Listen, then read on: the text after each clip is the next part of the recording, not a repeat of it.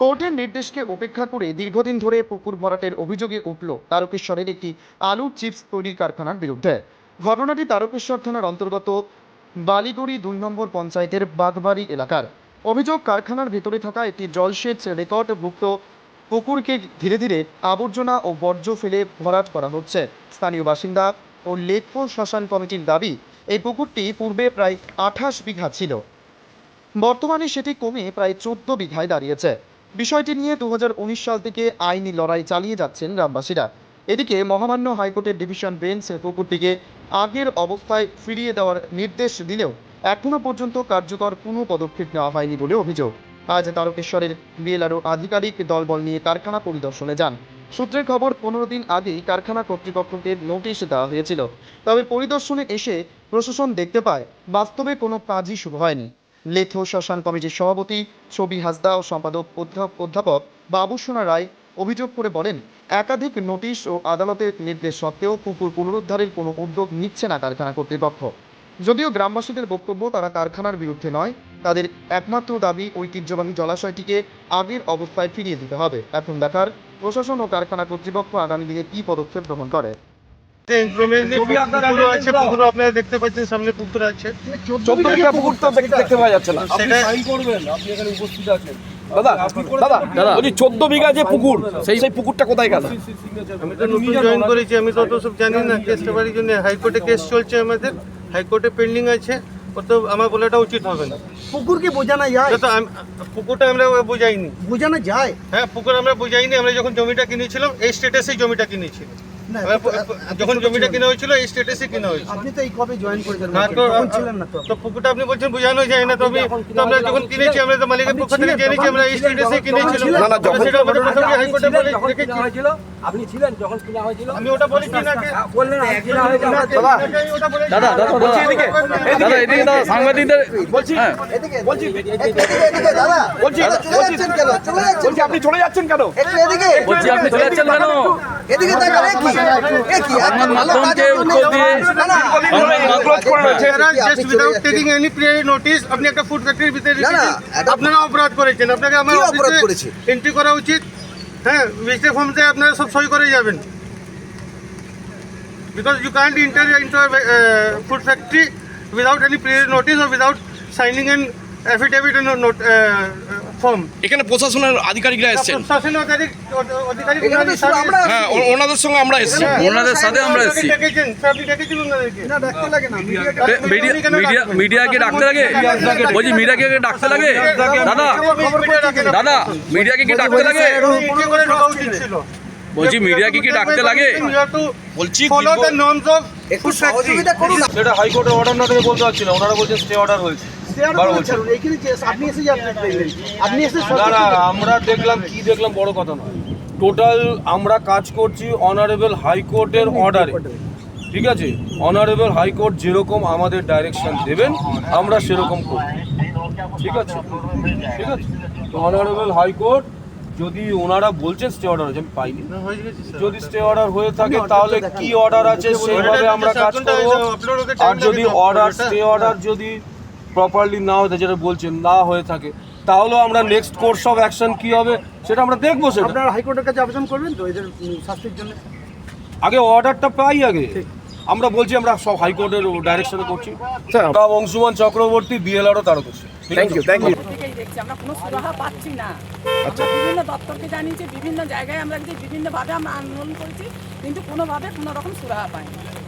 আপনি তো হাইকোর্টে কেস করেছিলেন, হ্যাঁ, আমি কেস করেছি। সেখানে কি রায় দিয়েছিলেন? রায় দিয়েছিলেন শ্মশান করার জন্য, পুকুর করার জন্য ওনারা রায় দিয়েছেন। মানে ওনারা তো ভিজিটে এসেছেন, আধিকারিকরা এসেছেন, হ্যাঁ, বিএলআর এর আগেও এসেছিলেন। কি বললেন? আপনাদের সঙ্গে কথা হলো? কথা হলো? কথা হয়েছে?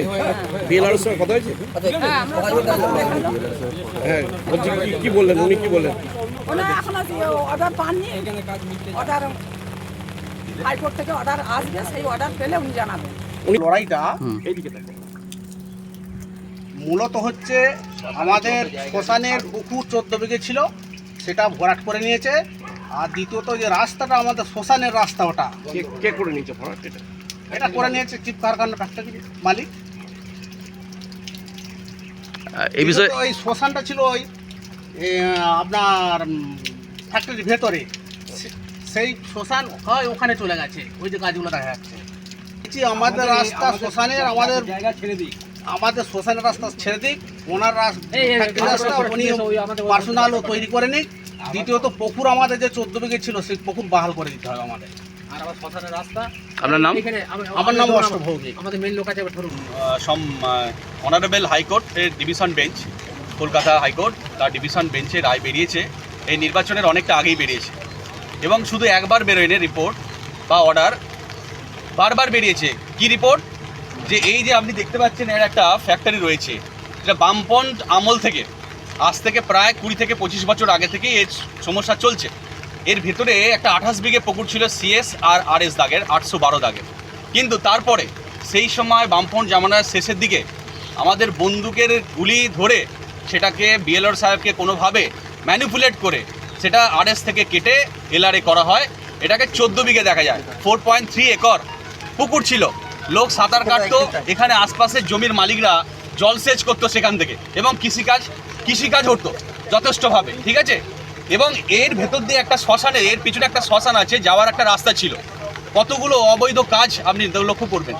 কিন্তু ঘটনাক্রমে দেখা গেল এখানে একটা ফ্যাক্টরি হয়ে গেল, ক্রাউন চিপস ফ্যাক্টরি, যার মধ্য থেকে পচা দুর্গন্ধ এই গ্রামবাসী প্রতিদিন সহ্য করতে হয়েছে। তার জন্য আন্দোলন চলছে, মানে একটা ফ্যাক্টরিকে নিয়ে বিভিন্ন আন্দোলন সম্মুখীন হচ্ছে। কিন্তু আমরা ঘটনাক্রমে দেখতে পেলাম যে বায়োডাইভার্সিটি অ্যাক্ট অনুসারে যে 14 বিঘে পুকুরের একটা অংশ নেই, খালি চৌবাচ্চা করে রেখেছে, যার ফ্যাক্টরির নিজস্ব প্রয়োজনের স্বার্থে।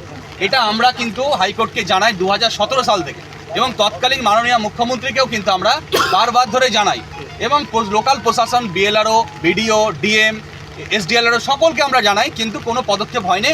ওনারা কিন্তু অর্ডার করেন আর ফাইলবদ্ধ করেন, তার এক্সিকিউশন থাকে না। বর্তমানে আমরা এই কদিন আগে আমরা বিএলআর সাহেবের কাছে গেছিলাম যে আমাদের ফাইলটা ওপেন করা হোক। আমরা জানি যে একটা বীরপুরুষ আমাদের পশ্চিমবঙ্গের যে মুখ্যমন্ত্রীর আসনে বসেছেন, সেই শুভেন্দু অধিকারী, আপনি জানেন যে উনি সারা বাংলায় যে অবৈধ নির্মাণ কিভাবে কিন্তু উনি ডেমোলিশ করছেন।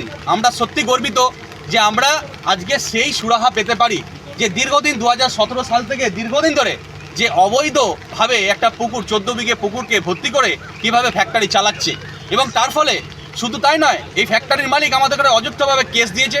আমরা এখনও 4-5টা কেসে ঝুলছি, এবং 144 এখানে এলেই হতো। তা আজকে বিএলআরও সাহেব এসেছেন তার কাছে ইনকোয়ারি করতে।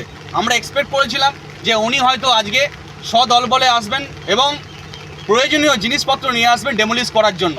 কিন্তু আজ থেকে 15 দিন আগে উনি একটা নোটিশ জারি করেছেন ফ্যাক্টরিকে। সুতরাং আমরা বুঝতে পারছি না যে একটা অনারেবল হাইকোর্ট যে তার ডিভিশন বেঞ্চের রায়, তার সত্ত্বেও কীভাবে বিএলআরও এই রায়টাকে আটকে দিয়ে ওনাদের সামমাত্র খালি নোটিশ আর নোটিশ আর নোটিশ জারি করছেন।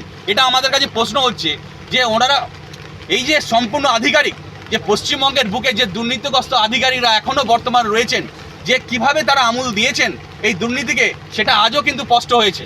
এবং এখানে দেখতে পাচ্ছি ভিতরে ওখান থেকে ফ্যাক্টরির মালিক ফোন করছে বিএলআরও সাহেবকে। এটাও আমাদের কাছে মানে খুব সারপ্রাইজিং ব্যাপার যে একটা বিএলআরও সাহেব কী কারণে, কোন অজুহাতে সরবে না, কোন অজুহাতে সে কিন্তু এখানে ওনার সঙ্গে কথা বলেন। ওনার একটা পাওয়ার সরবে না, দাঁড়াতে বলো। সো ওনার একটা পাওয়ার রয়েছে, ওনার একটা ভাঙার অর্ডার রয়েছে, তার সত্ত্বেও কীভাবে মালিকের সঙ্গে তিনি ওভার টেলিফোনে কথা বলেন, কিভাবে তিনি স্টে অর্ডার হয়ে গেছে উনি লয়ারের সঙ্গে কথা বলেন, এটাই হচ্ছে ম্যাটার অফ সারপ্রাইজ। আপনাদের মধ্য দিয়ে আজকে যে দীর্ঘদিন যে অবৈধ যে ফিল আপ, যেটা বায়োডাইভার্সিটি অ্যাক্টকে আমরা লঙ্ঘন করেছে, সেটা আমরা মাননীয় মুখ্যমন্ত্রী শুভেন্দু অধিকারী মহাশয়ের দৃষ্টি আকর্ষণ করতে চাইছি যে আর আমাদের ভারতবর্ষের যে আইন আছে সেই আইনের কিন্তু অতি শীঘ্রই আইনের বলবৎ হবে, এবং এই অবৈধ নির্মাণ এটা কিন্তু ডেমোলিশ করতে হবে, এটাই আমাদের দাবি। এবং এর মধ্য দিয়ে যে রাস্তা আছে শ্মশান যাওয়ার, সেটাও হবে। আপনারা যদি ক্যামেরা ঘোরান দেখতে পাবেন এই প্রাচীরের পাশ দিয়ে 1.5 কিলোমিটার দূর দিয়ে শ্মশানে যাওয়ার রাস্তা। সুতরাং আমাদের এখন মেন যে আজকের জন্য বিএলআর এসছেন যে অবৈধ 14 বিঘে পুকুর, সেই 14 বিঘে পুকুরকে আমরা অবিলম্বে এটাকে আমরা খনন করে এবং চাষিদের জন্য জলসেচের ব্যবস্থা করে দিতে হবে, শ্মশানের জন্য, সব দাহের জন্য যে ব্যবস্থা করে দিতে হবে, এটাই কিন্তু আমাদের দাবি। আমরা